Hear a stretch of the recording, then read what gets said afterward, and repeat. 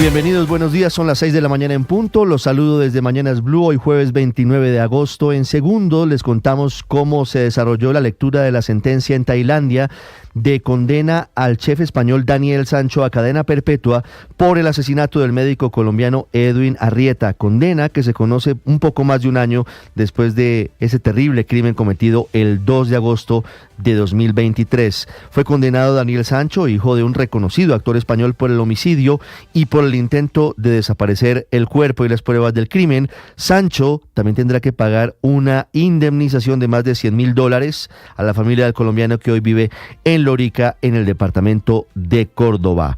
En medio de la situación habló la familia de Daniel Sancho, habló la familia de Edwin Arrieta, lo que significa la novela y la historia detrás de esta, que por ahora tiene desenlace con una historia que ha sido durante un año la que ha tenido toda la atención de la prensa española, de la prensa colombiana y de otras partes del mundo. En Colombia ya les voy a explicar qué significa que la Corte Constitucional haya dado vía libre al acuerdo de Escazú, acuerdo medioambiental que fue declarado como constitucional y concluyó que tanto la fase previa, que estaba en manos del gobierno, como el proceso legislativo de aprobación en el Congreso cumplían los requisitos legales y no hubo vicios de trámite. El acuerdo de Escazú, que en su momento durante el gobierno del expresidente Iván Duque fue tan controvertido que no fue sancionado y que finalmente hoy tiene luz verde, que celebra el presidente Gustavo Petro y que celebra la ministra de Ambiente Susana Muhammad a 2 meses exactamente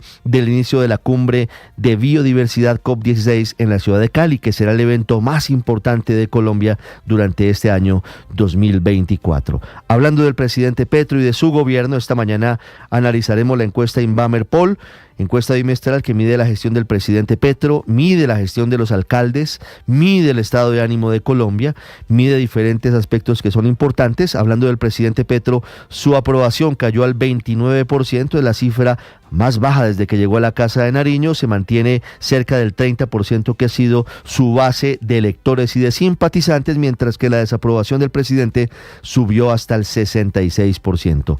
No le va bien al presidente Petro, que desde diciembre del año pasado viene aumentando paulatinamente en una curva ascendente su desaprobación. Salen mejor calificados alcaldes y gobernadores.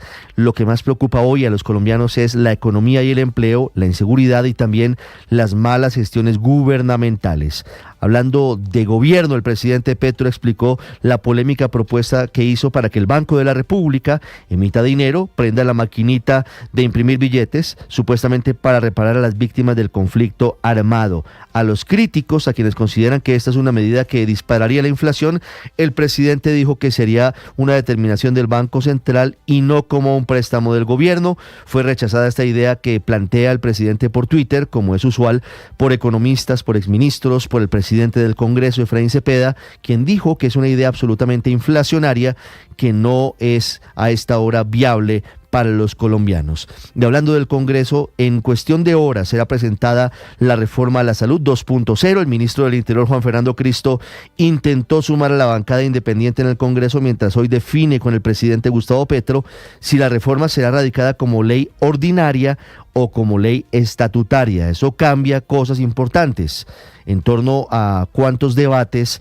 y cuánto tiempo tendría que ser sometida a discusión en el Congreso esta ley para poder ver la luz, y también sobre si se incluye o no con mensaje de urgencia. Todo esto mientras las EPS siguen levantando una voz de alerta, mientras los pacientes se siguen quejando. ASEMI, por ejemplo, dice que le faltan 2 billones de pesos que faltan por el pago de la UPC, que la plata no alcanza y que este podría ser el 2024 el peor año en la historia del sistema de salud en nuestro país.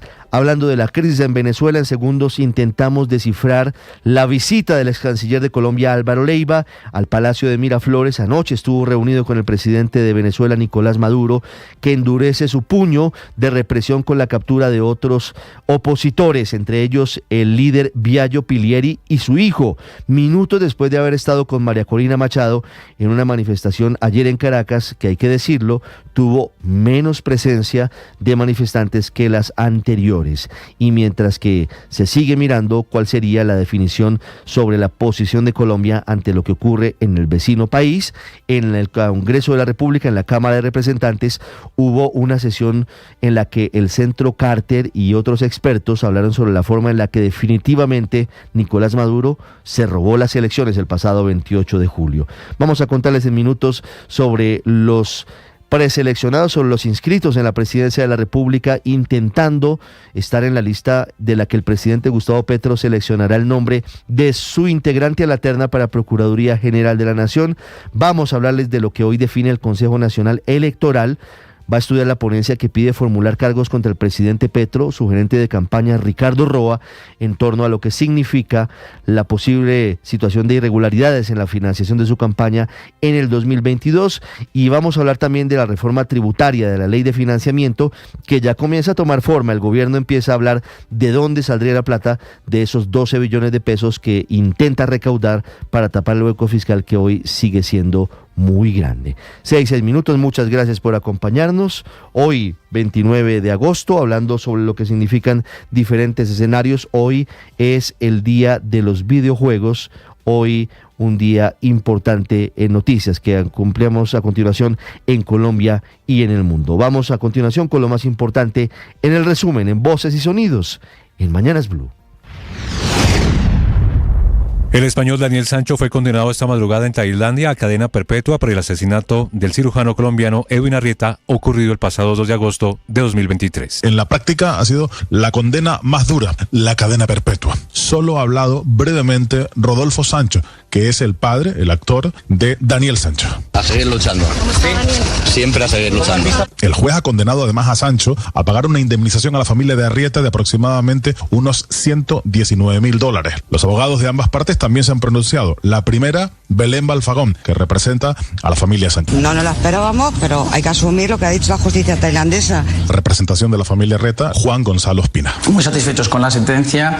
Desde un plano de vista jurídico han prevalecido nuestras tesis que compartimos con el Ministerio Fiscal: asesinato con premeditación, y encima la pena impuesta es la pena máxima. En una decisión unánime, la Corte Constitucional avaló el acuerdo de Escazú, que busca garantizar el acceso a la información, participación y justicia en asuntos ambientales. Habla la ministra de Ambiente, Susana Muhammad. Significa la garantía de sus derechos de participación en las decisiones ambientales. Que las autoridades ambientales, las empresas, tenemos que dar información transparente sobre esas decisiones, y además que tenemos que garantizar los derechos de los defensores ambientales para que no sean estigmatizados y defender también su vida. La aprobación de la gestión del presidente Gustavo Petro ya está por debajo del 30%, según el más reciente Inmamer Poll. Y la desaprobación al desempeño del jefe de Estado es la más alta desde que arrancó su gobierno. Entre los resultados obtenidos en la encuesta se puede observar una disminución en la aprobación del presidente Gustavo Petro, bajando del 32 al 29% con respecto al año pasado. Por su parte, el alcalde Carlos Fernando Galán subió pasando de 40 a 50%. Federico Gutiérrez bajó de 73 a 70% y Alejandro Eder subiendo de 40 a 42%. A partir de las 9 de la mañana, la Sala Plena del Consejo Nacional Electoral va a retomar la discusión de la ponencia en la que se propone abrir investigación y formular cargos contra el ciudadano Gustavo Petro Urrego, actualmente presidente de la República, Ricardo Roa Barragán, exgerente de la campaña Petro Presidente, María Lucy Soto y Juan Carlos Lemus Gómez en calidad de autores, el Movimiento Colombia Humana y el Partido Unión Patriótica, por cuenta de las presuntas irregularidades en la financiación de la campaña presidencial del 2022. La presidenta de este organismo, Maritza Martínez. El pasado viernes determinó que es competencia del Consejo Nacional Electoral adelantar esta investigación y, por tanto, se reanuda el estudio del asunto. Mientras tanto, por instrucciones del fiscal Elkin Ardila Espinosa, coordinador de asuntos electorales, se inició el proceso de recolección de pruebas en torno a estas posibles irregularidades. En medio de un diálogo con la comunidad arhuaca en la Sierra Nevada, el presidente Gustavo Petro se refirió al carbón, que es parte importante de lo que sostiene la economía colombiana. A mí me critican la frase, ¿no? Es que dijo, el veneno más grande que hay en este momento no se llama fentanilo, no se llama cocaína, no se llama marihuana, se llama carbono. Nos puede acabar a toditos en 50 años. ASEMI, el gremio de la CPS del sector privado, cuestionó una vez más al gobierno nacional porque no conoce el texto de la reforma a la salud que sería presentada este viernes a consideración del Congreso de la República. Mario Fernando Cruz, vicepresidente técnico de ASEMI. Yo creo que allí se requiere un gran acuerdo más allá de las CPS, en el que todos los actores del sistema queden tranquilos con el paso que se va a dar, empezando por el más importante de todos, que son los pacientes y los usuarios del sistema. Por su parte, el ministro de Salud, Guillermo Alfonso Jaramillo, se pronunció ante el supuesto desconocimiento del documento de la reforma de salud. En que hubo un acuerdo entre el gobierno y la CPS. Entonces, no se puede mentir a la opinión pública. Si ustedes van a ver un ministro como yo, es un ministro que habla con franqueza. Los 10 candidatos que buscan ser elegidos como Procurador General de la Nación expusieron ante el Consejo de Estado sus propuestas sobre el futuro de la entidad en caso de ser elegidos. Se espera que en las próximas semanas el Consejo defina al finalista que hará parte de la terna en la que estará también el candidato del presidente Gustavo Petro y el de la Corte Suprema de Justicia, el exministro de Vivienda Luis Felipe Henao. El primero debe ser la lucha contra la corrupción. La peor consecuencia de la corrupción es la pérdida de legitimidad del Estado. La excontralora Sandra Morelli. La Procuraduría tiene una función preventiva importantísima y desde allí creo que lo fundamental es, en primer lugar, establecer una estrategia para atacar la corrupción. El presidente Gustavo Petro presentó una lista con 41 hombres para el cargo de Procurador General de la Nación. Incluye exfiscales, abogados, excontralores y exmagistrados, como el caso del exvicefiscal Jorge Perdomo y Héctor Carvajal, que es el representante del presidente ante el Consejo Nacional Electoral. De esa lista, junto con nombres propuestos por el Consejo de Estado y la Corte Suprema de Justicia, el Senado elegirá el reemplazo de la actual procuradora Margarita Cabello.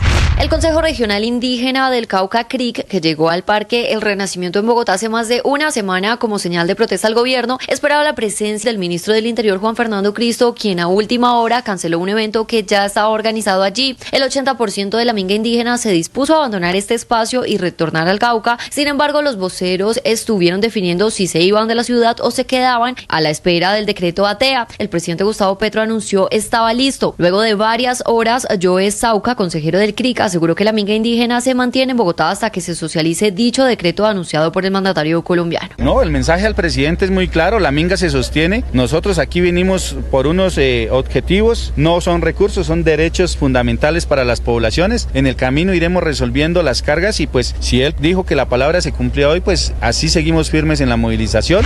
El alcalde Carlos Fernando Galán dio declaraciones por medio de su cuenta en X, afirmando que no existe ningún convenio entre la alcaldía y la empresa Coca-Cola con respecto al uso de agua en el embalse Chingaza. Bogotá no tiene nada que ver con el agua que la empresa Coca-Cola FEMSA extrae en el municipio de La Calera. No existe ningún permiso de Bogotá para que Coca-Cola obtenga agua de los embalses del sistema Chingaza, ni de los ríos o las quebradas que los alimentan. Y la ciudad tampoco puede otorgar esa autorización y tampoco puede revocarla.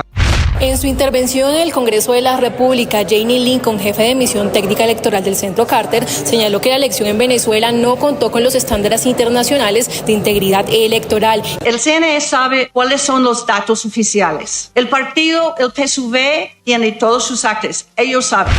Son más de 2.500 personas detenidas, incluyendo más de 150 niños presos, secuestrados de Nicolás Maduro. La líder de la oposición, María Corina Machado, de nuevo dio la cara ante sus seguidores. Recorrieron parte de la avenida Francisco de Miranda, donde se concentraron este miércoles. Allí, entre esos opositores, estaba Biagio Pilieri, el exdiputado que al terminar la actividad fue detenido y llevado junto a su hijo, también dirigente opositor, a la cárcel del Helicoide, acá al sureste de Caracas, sumando así 2 presos más del entorno de María Corina Machado. Y mientras esto ocurría al este de Caracas, para el centro de la ciudad marchaba el chavismo rumbo al Palacio de Miraflores. Allí, en una de las tarimas, habló Diosdado Cabello, el nuevo ministro de Interior y Justicia. Si mañana la justicia determina que A, B, C, el que sea, debe ser detenido, debe ser procesado, va a ser procesado, porque nuestra justicia no es dependiente de los Estados Unidos. Y Nicolás Maduro, desde el Palacio de Miraflores, arremetió contra el Mundo González Urrutia. Lo que pasa es que el Mundo González le salió cobarde, está encuevado, tiene un ataque de pánico, no da la cara. Efraín Juárez será el nuevo técnico de Atlético Nacional. Es un mexicano de 36 años de edad que llega al Verde Paisa a ocupar por primera vez el puesto de entrenador en un equipo profesional. Junior perdió en Liga 1-0 contra Pasto y el Bucaramanga eliminó a Santa Fe de la Copa Colombia al ganarle 3-1 el partido de vuelta de la tercera fase de la Copa.